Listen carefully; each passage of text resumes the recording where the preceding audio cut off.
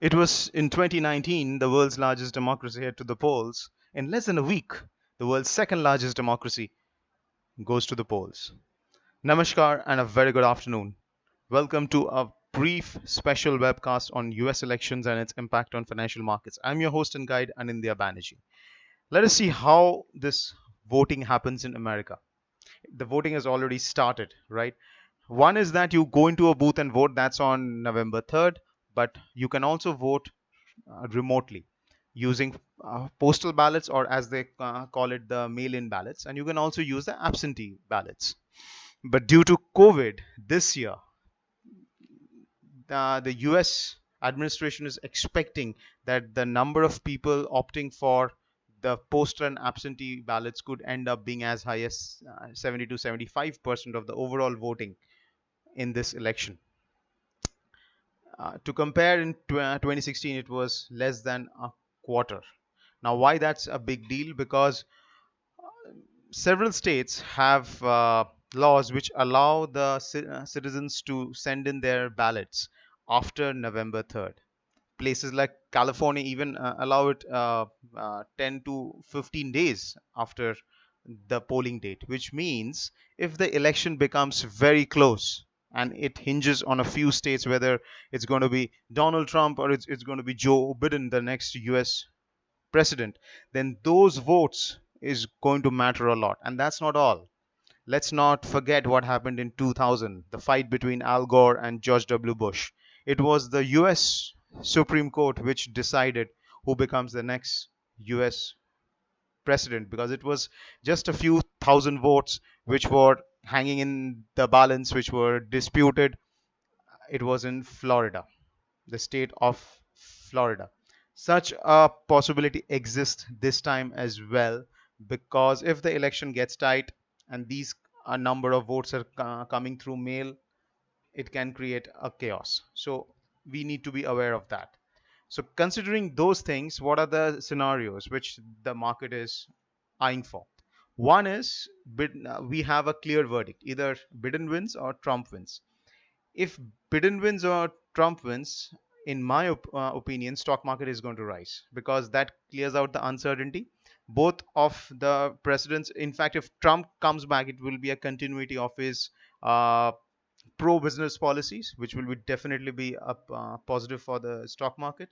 And if Biden comes, even though he has talked about raising taxes and etc., but he will be focusing on large scale stimulus to prop up the economy, which is suffering from the COVID outbreak.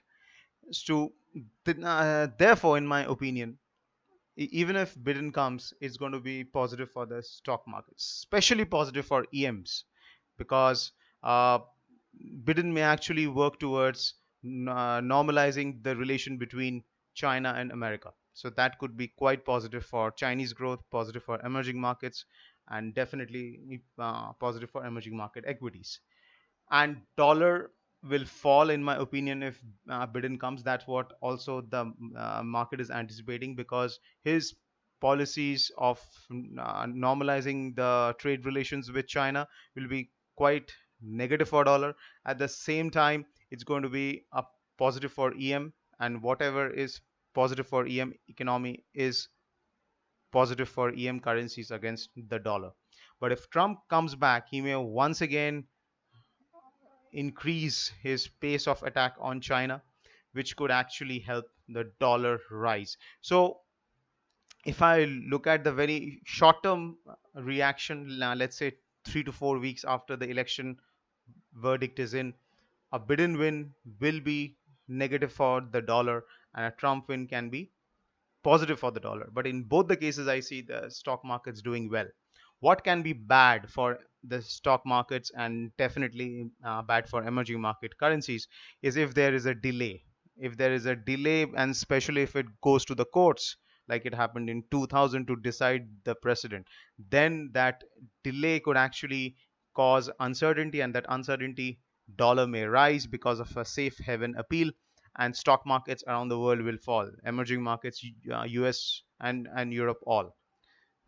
but that may not last long, because once the verdict is in, again we will see a rally in the stock market and a fall in the dollar. So this is the current uh,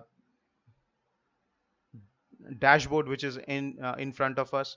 But one thing is clear: the volatility is going to be immense post November 3rd. So you should be prepared to handle that volatility. If I look at dollar rupee, what's interesting is that for the past 9 weeks, dollar rupee has been caught in a range. And if you look at this volatility measure, average true range, which captures the intraday volatility in dollar rupee, that has come down to levels from where sharp big moves have happened, sharp and big moves. And currently, dollar rupee is meandering within upward rising channel. It needs to break out above 74.20 for me to go long on dollar for 75 plus levels. But as long as 74.20 on the spot is intact, I will look to short for a target of 73 and below. A break below 73 will be quite bearish, but again, a break above 74.20 on spot and the dollar starts to trade above it sustainably, don't be short, because then it can rise to 75 and higher levels. So volatility is coming, be prepared.